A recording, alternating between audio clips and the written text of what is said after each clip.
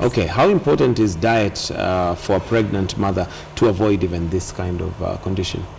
Extremely important. Like I said, lack of folate is a direct link with occurring of cleft lip or cleft palate.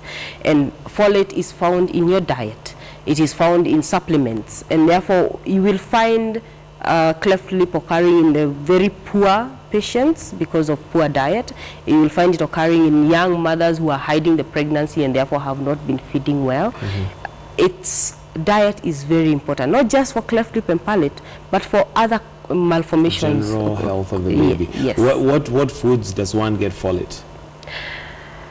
The green vegetables, mainly. Eggs, I think.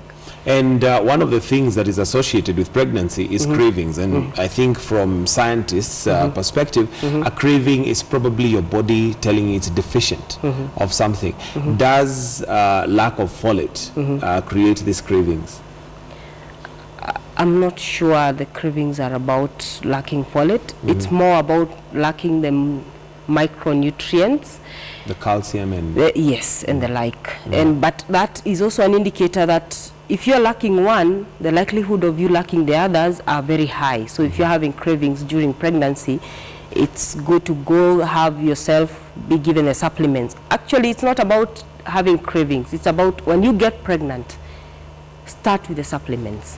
If you're planning a pregnancy, start having the supplements. Yes. Okay, and one of the things that would hinder one from having a healthy diet is down to cost. And sometimes we imagine that a healthy diet must cost. Is that necessarily true? No, absolutely not. Green vegetables are grown in your backyard. Nowadays they are being grown in bottles. They are being grown in gunias where you put, you know, all those new innovations where you don't have to have a whole shamba in your backyard to have the vegetables. It's not costly to have. Actually, a healthy diet is cheaper than the unhealthy one that we eat of meat every day. Yes. So I guess it's one just being creative with how they get their diet. And maybe some of those ideas that you could give to our mothers out there of how they can just be creative with their diet. Yes.